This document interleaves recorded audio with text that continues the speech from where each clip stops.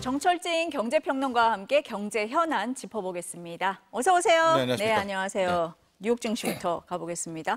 미국 대선이 일주일 앞으로 다가왔어요. 네. 주식시장은 어떻게 반응하고 있습니까? 사상 최고가 부근에서 이제 움직이고 있는, 그러니까 뭐 아직까지 주식시장은 굉장히 좋은 상태다 이렇게 보면 될 것 같고요. 속내를 좀 들여다보면 마치 트럼프 후보가 이미 대통령이 된 것 같습니다. 일명 트럼프 트레이드라고 하죠. 네. 트럼프 바라기 쪽에서 뭐 섹터들 많이 움직이고 있고, 특히 아마 여러분들 뉴스 많이 보셨을 것 같은데 트럼프는 본인이 비트코인의 대통령이 되겠다라고 계속 천명하고 있고요. 트럼프 본인이 대통령이 되면 미국의 전략 자산으로 일부 금뿐만이 아니라 이제 비트코인도 비축한다. 뭐 미국 국민들이 비트코인으로 큰 돈 벌게 해주겠다. 이제 공언한 상태 아니겠습니까? 근데 지지율이 이렇게 높아지게 되면서 간밤에는 비트코인이 7만 달러를 다시 돌파했고, 우리 원화로는 9,600만 원. 만에 하나 당선이 되는 날에는 우리 원화 기준으로는 1억을 드디어 1비트코인이 찍을 수 있지 않을까라고 이제 보여지는 이제 그런 상황이 되고 있습니다. 그 해리스 관련주는 해리스 어떻게 되고 관련주라고 있어요? 하는 것이 네. 실은 이제 해리스는 솔직히 말씀드려서 그 모든 정책이 바이든의 정책을 이제 바통을 받은 거지 않습니까? 그렇죠. 그러니까 결국 이게 바이든의 정책, 민주당의 정책인데 말씀하신 대로 이제 친환경을 표방을 하니까 2차 전지, 전기차, 그리고 뭐 태양광, 풍력 이런 이제 신재생 에너지 라인들을 볼 수가 있을 것 같은데 간밤에는 좀 보면 또 다른 어떤 재료를 통해서 원전주도 올랐고 태양광주도 오르기는 했습니다만 크게 보면 이제 좀 길게 보는 주가 레벨로 보면 역시 이제 해리스 관련주들은 좀 부진하다 이렇게 볼 수가 있겠고 국내에서는 굉장히 명확하게 나오고 있죠. 트럼프 관련주라고 할 수 있는 뭐 방산주 이런 것들은 최고가 라인에서 움직이는 반면에 뭐 태양광, 풍력, 또 2차 전지가 어제는 좀 살아나다 싶다가 오늘은 또 꽤 많은 조정을 보이고 있고요. 이런 상황이어서 현재 주식시장만 놓고 보면 트럼프는 이미 대통령이다. 뭐 주식시장을 보면 네. 트럼프가 우세하다 이렇게 볼 수 맞습니다. 있다. 이렇게 보시는 것 같고 국제유가는 쭉 떨어졌습니다. 네, 이제 이걸로 그 이제 세간에서는 대선 일주일 앞두고 중동 국가들이 선물 하나 보냈다 뭐 이런 표현도 쓰시는 것 같아요. 아무리 지금의 미국이 과거보다는 이제 중동에 대한 그립감이 많이 떨어졌다 이런 평가가 있어도 좀 느닷없다고 봤거든요. 이스라엘이 이란을 때리는데 뭐 미리 사전 연락도 하고 우회적으로지만요. 뉴욕에도 워싱턴에도 연락도 하고 뭐 이렇게 또 하면서 네타냐후 총리가 갑자기 뭐 폭격한 다음에 인질 뭐 협상을 위해서는 약간 뭐 자존심도 죽여야 될 필요가 있다. 뭐 이런 코멘트도 하고 뭐 이 정도로 충분하다. 이란도 뭐 됐다. 그러니까 이렇게 보니까 중동 리스크가 꽤 많이 이제 뚝 떨어진 것 같아요. 당분간 휴지기에 돌입한 부분인 것 같아서 이걸 보고 유가가 거의 폭락세를 보여서요. 지금 WTI 기준은 배럴당 67달러까지 떨어지는 그런 상황까지 왔거든요. 그러나 저는 이게 여기서 끝이라고 보지는 않거든요. 일단 11월 5일 다음 주에 있을 미 대선까지는 아마 중동 쪽에서 우리는 좀 쉴란다 약간 이런 느낌이지 이제 누가 해리스가 되건 트럼프가 되건 이제 또 한 번의 이제 갈등은 불거질 거다 이렇게 보고 있는데요. 조금 더 들어가 보면 이제 트럼프 같은 경우에는 아주 노골적으로 이스라엘 편을 들고 있잖아요. 그러니까 트럼프가 당선될 경우에는 이제 완전히 이스라엘 쪽으로 기울어지고 있어서 이러면 오히려 중동에서 또 한 번 붙을 수가 있게 되거든요. 그렇기 때문에 결과에 따라서 특히 트럼프의 당선이 된다면 저는 오히려 중동 문제는 훨씬 더 커질 수가 있는 또 그런 여지를 남겨뒀다라고는 하겠지만 현 상황에서 보면은 이거 액면으로요. 와, 주식은 저렇게 좋은데 물가도 잘 잡히고 있어. 거기에다가 이제 앞으로 물가 인플레이션의 주범이 될 수 있는 유가는 저 밑에 가 있어. 이게 골디락스구나. 이제 미국 경제 뭐 탄탄하구나. 뭐 대선 전에 일단 집권당 쪽에 민주당 쪽에서 바라보기에는 꽤 괜찮은 그런 그림이 지금 자산 시장에서는 나오고 있습니다. 이번 주에 보니까 미국의 대형 기술 기업들의 실적 발표가 잇따라 있어요. 네. 어디를 눈여겨봐야 됩니까? 다 눈여겨봐야 될 것 같아요. 눈여겨봐야 일단은 네. 오늘 넘어가서 내일 새벽에 나올 게 구글, 이제 알파벳이 발표가 되고요. 내일 넘어가서 모레, 그러니까 목요일 아침에 나오는 것이 마이크로소프트하고 메타가 나오고요. 목요일에서 이게 이제 현 시각과 우리 반영이 달라서요. 금요일 새벽에 발표되는 것이 애플과 아마존인데 다 체크를 해야 될 것 같아요. 알파벳도 중요하고 뭐 메타 또 마이크로소프트, 아마존, 뭐 애플도 다 중요한데 여기서 저는 체크 포인트를 이들 빅테크들의 자본 지출 라인이라고 보고 있는데 왜냐하면 우리가 AI 반도체, 엔비디아가 너무나 잘 나가, 엔비디아가 잘 나가서 HBM의 3E의 하이닉스도 잘 나가지 이런 어떤 패턴들과 이론을 갖고 있는데 그들의 고객, 즉 AI 가속기, 엔비디아의 AI 칩을 사주는 사람 기업들이 누군가 바로 이들이거든요. 그렇죠. 아마존, 애플 이들이 거대한 이제 데이터 센터를 짓고 있기 때문에 그 데이터 센터에 AI 뭐 서버든 뭐든 그 AI 칩을 필요해서 그걸 사거든요. 근데 이제 이들이 실적 발표를 하고 뭐 포워드 가이던스 전망도 내보를 하다가 과연 이들의 그런 걸 우리가 파악해야 되죠. 이 돈 더 계속해서 투자해가지고 이 AI 칩을 사줄 여력이 있어? 혹은 그럴 의도가 있어? 왜냐하면 이게 굉장히 중요한 게 아직인 이들이 뭐 알파벳이든 누구든 아마존이든 AI를 가지고 실제 돈을 벌고 있지는 못하거든요. 근데 지금은 돈을 쓰고 있는 상태죠. 맞아요. 네, 무한 투자를 하는데 과연 이들이 무한 투자를 언제까지 할까가 솔직히 말씀드려서 이제 엔비디아에게는 또 하나의 AI 반도체 호황이 어디까지 갈까와 맥락이 맞닿아 있는 거거든요. 그래서 뭐 일각에서는 애플이 실적이 잘못 나오면 엔비디아가 더 잘 나가가지고 세계 시가총액 1위는 엔비디아가 될 거야라고도 이런 식의 이야기도 하지만 솔직히 그건 아닌 것 같아요. 왜냐하면 연결이 다 돼 있다. 연결이 돼 있기 예. 때문에 애플이 뭐 부진하고 자본 지출 안 좋고 하면은 이거는 결국 또 AI 반도체도 여기 언저리에서 빅테크가 투자를 안 해? 그러면은 그 탄탄하다는 AI 반도체에 대한 수급도 수요도 흔들리는 것 아니야라고 해서 이번 빅테크들에 나오는 실적도 좋고 그 자체도 중요하고 전망도 중요하겠지만은 과연 이 AI 부분에 대한 투자를 얼만큼 지속할 수 있는가 이것이 또 하나의 관전 포인트다 이렇게 보여집니다. 이번 주에 보니까 이제 기업들도 실적 발표를 하는데 미국의 경제 지표도 많이 나와요. 보니까 3분기 성장률 나오고 고용 보고서도 나오고 개인 소비 지출, 물가 지수도 공개가 됩니다. 그러니까 슈퍼 위크다 이런 표현도 이번 쓰는 주가 거예요. 그래서 그렇습니까? 빅테크 실적도 있는데 나오는 매크로 지표도 만만치가 않거든요. 30일 수요일 날 저녁 때 밤에 나오는 것이 미국의 3분기 성장률 속보치. 미국은 성장률이 3번 나오죠. 뭐 속보 작정 확정인데 처음 속보치가 나오게 되고요. 그 다음 날인 31일이 연준이 본다는 가장 많이 신뢰를 둔다는 9월 PCE 개인 소비 지출 물가가 발표가 되고 이번 주 금요일 날 밤 그러니까 이제로는 다음 주 월요일 날 반영이 되겠죠. 드디어 미국의 10월 비농업 부분 고용 지표. 그러니까 물가, 고용, 성장 다 나옵니다.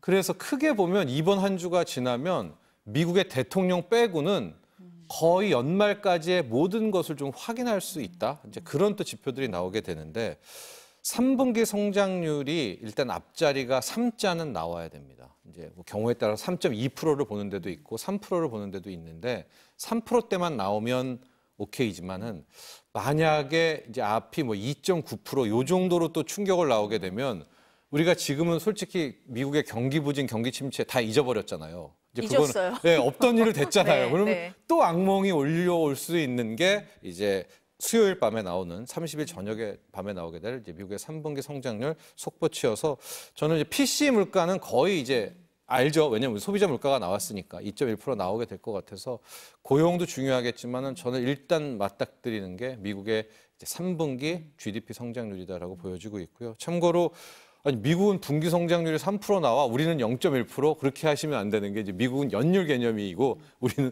분기 성장률이기 때문에 직접 분기 그래서 3%가 좀 다른 개념이다 이런 것도 말씀드리고 싶습니다. 아까 연준 의원 잠깐 말씀을 하셨는데 국채 금리가 계속 오르고 있잖아요. 상승세잖아요. 네. 이렇게 되면은 금리 인하 정책이 바뀌는 건가? 이런 생각이 듭니다. 어때요? 그렇죠. 간밤에도 또 이틀 전에도 그랬고 간밤에도 뭐 2년물, 5년물 했는데 미 국채가 요즘에 안 팔립니다. 입찰을 할 때마다 수요가 그렇게 안 붙으니까 금리도 다시 또 이렇게 출렁될 수밖에 없겠고 지금 계속해서 나오는 것이 금리가 떨어지기는커녕 올라가고 있어요. 그러니까 이게 좀 왜냐하면 연준도 뭐 그닥 그렇게 뭐 금리를 동결하겠다라고 말한 적은 없거든요. 하고 실제 뭐 페드 워치나 이런 데 보면 당장 11월 6일, 7일 날 나오게 될 FOMC 회의에서 추가 금리 인하도 예상하고 있고요. 그런데 왜 이렇게 금리가 요동을 치지? 이제 여기서 나온 해석이 모든 게 다 트럼프 때문이다. 왜냐하면 트럼프가 대통령이 되면 엄청난 국채를 발행해가지고 재정을 확대한 다음에 이제 그 또 한번 빚을 미국이 지려고 한다라는 이제 그런 우려 때문에 미리 이제 국채 금리가 또 튀어오르겠구나. 야, 안 그래도 지금 미국의 빚이 33조 달러, 우리 원화로 4경 원이 넘는데 저게 또 찍어내냐? 뭐 이래서 그럼 난 미국 국채 별로다. 그래서 이제 금리가 올라간다. 이런 이제 논리와 해석들이 가장 많이 나오고 있거든요. 다만 4.3%더 올라가서 뭐 4.5% 이상 가게 되면 이거 전에도 말씀드렸지만 미국이 못 버팁니다. 그 이자 내느라고 그 어떤 정부, 해리스 정부가 집권이 되든 트럼프 집권이 되든 저 정도의 금리를 높이 두고서는 뭐 재정을 운영한다? 이게 좀 상당히 힘들거든요. 그래서 저는 역설적으로 오히려 11월 FOMC 회의, 이제 5일이 대통령 선거여서 6일, 7일 날입니다. 그렇죠. 네, 그래서 저는 추가 금리 인하를 좀 보고 있고 아마 대통령이 누구든 결정되고 연준이 이제 11월 FOMC 회의 다음 주입니다. 끝나게 되면 아마 다음 주 금요일께 여기 전후로 해서 저는 지금 굉장히 치솟았던 국채 금리가 오히려 떨어지는 이제 그런 변곡점을 역설적으로 저는 생각하고 있습니다. 누구든 해리스든 트럼프든 여기에서 미국의 국채 금리가 더 올라가는 것은 어떤 새로운 대통령도 다 부담이 되고 있어서 저는 오히려 좀 금리가 떨어지는 쪽으로 바라보고 있고요. 금리가 떨어지면 이제 달러도 약세로 돌아서게 되고 그렇게 되면 지금 굉장히 우려하고 있는 우리의 원달러 환율도 오늘 조금 떨어졌지만 아직도 1,380원 레벨인데 이게 좀 레벨 다운할 수 있는 그런 상황이라고 보고 있어서 한 다음 주 금요일까지는 금리 상황들 봐야 될 것 같아요. 우리 시장으로 와볼게요. 네. 우리 시장에서는 삼성전자 계속 관심입니다. 네. 외국인들의 매수세가 돌아온 겁니까? 어떻게 된 겁니까? 그게 참 이게 어제 순매수를 드디어 했더라고요.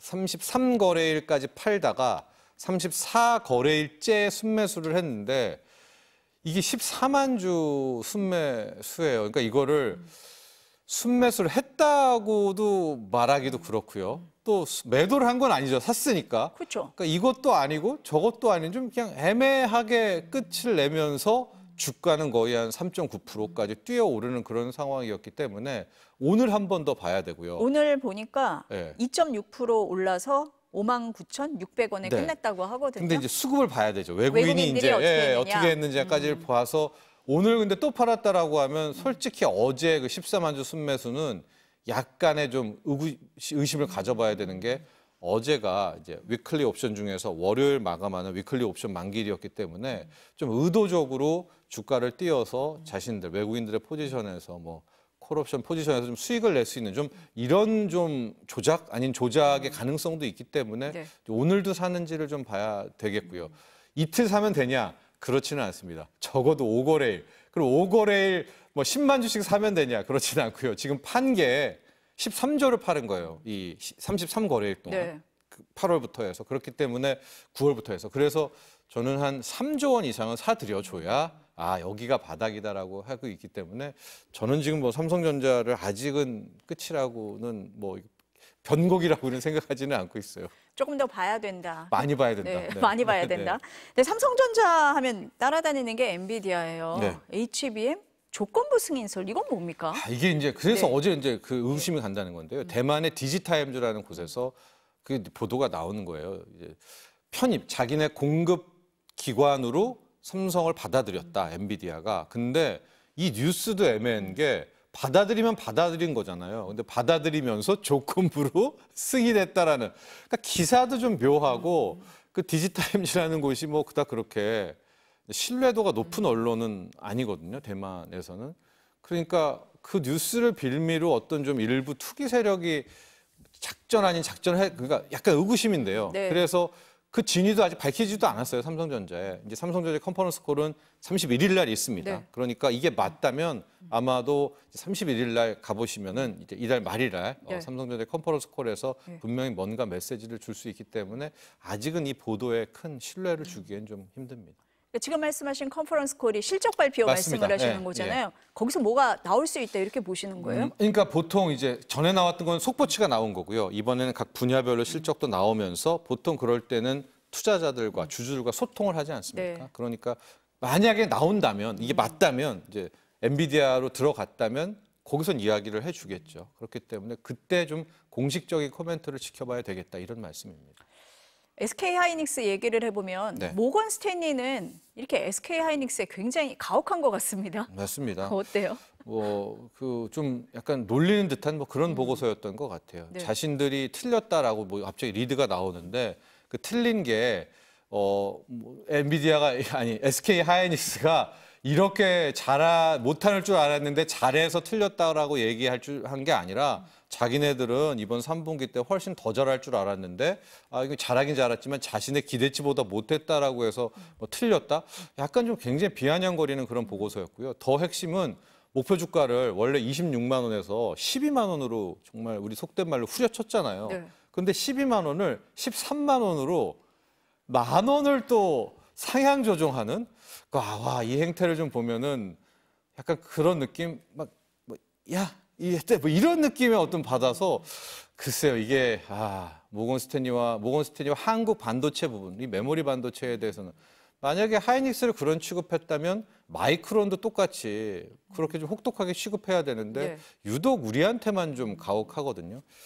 그러나 결국 중요한 건 주가죠. 이거 주식은 맞네 틀리네 뭐 박사하듯 뭐 학벌이 중요한 게 아니라 누가 맞추다잖아요. 누가 돈을 버냐 하니까 결국 승부는 하이닉스가 주가로 말해야 될 것 같은데 어제 오늘 또 하이닉스가 같이 밀리면서 오늘 좀 보니까 이런 부분은 2.9% 하락을 했네요. 네, 그렇습니다. 네. 그러니까 결국 이 부분은 과연 모건 스탠리가 제대로 전망했는가, 그들이 진짜 맞는가, 틀리는가는 결국에는 이제 앞으로 3개월, 적어도 6개월 뒤에 SK 하이닉스의 주가가 판결을 내려줄 것 같아요. 아까 환율 말씀을 하셨는데 엔화 가치가 석 달여 만에 달러당 153엔대로 추락했습니다. 네. 선거 영향인가요?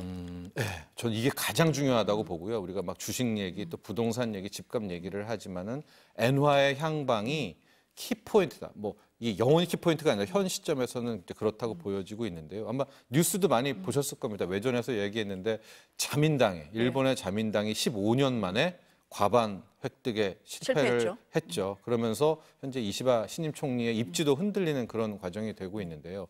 지금 이제 엔화가 갑자기 약세가 되는 그 이유는 이시바 총리라는 이 신임 총리가 좀 독특한 인물이거든요. 가령 일본은 기독교가 거의 없잖아요. 아마 비율로 따지면은 기독교 종교가 0.5%도 안 될 거거든요. 근데 이시바 총리가 또 크리스찬, 기독교인이라는 점도 굉장히 독특하고 이시바 총리는 엔화 강세, 즉 금리 인상파입니다. 그 전에 이제 그 아베노믹스 같은 경우에는 이제 엔화를 더 푸는 거였었잖아요. 근데 이시바 총리 같은 경우에는 여기서 금리를 올리면서 엔화의 이제 실질적 가치를 끌어올리는 이제 그런 쪽을 추진해 왔는데 시장이 갑자기 자민당 미끄러지고 이제 엔화 약세가 된 게 이시바도 이제 아웃되겠네. 그러면서 달러 엔이 153엔을 넘어서고 또 엔화 약세가 나오고 엔화 약세 나오니까 일본 증시는 조화를 하거든요. 이제 수출주들 때문에. 그런데 이거는 우리에게는 안 좋아요. 왜냐하면 엔화 약세는 결국 달러 강세. 그렇죠. 달러 강세는 네. 원화 약세. 이런 우리는 외국인 매도. 이런 메커니즘으로 나오고 있기 때문인데 이시바 총리가 근데 어제 보니까 뭐 쉽게 물러나지는 않을 거다라고 보고 있고요. 또 제가 생각하는 근본적인 문제. 그러니까 저는 이제 엔화 약세가 더 오래 가지 않는다는 쪽이 자민당이 저렇게 과반을 못 차지한 이유는 일본 국민이 어쨌든 자민당에 대해서 싫어하는 거잖아요. 그럼 일본 국민이 지금 뭘 싫어하느냐? 엔화가 갑자기 이렇게 약해져가지고 자신들의 재산이 갑자기 뭐 30%씩 까이고 수입 인플레이션 때문에 높아져가지고 관광객들만 좋아라 하고 자기들이 힘들어하고 저는 일본 국민들이 지금 이 지점에서 약간 이제 화가 나 있다고 보고 있거든요. 근데 여기다 대고 또 엔화 약세, 또 엔화를 뿌린다? 저는 그건 좀 아니라고 봐서 지금은 약간 엔화 약세가 나왔지만 좀 정신 차려보면 다시 엔화는 강세로 돌 수밖에 없지 않을까 또 이런 전망을 갖고 있습니다.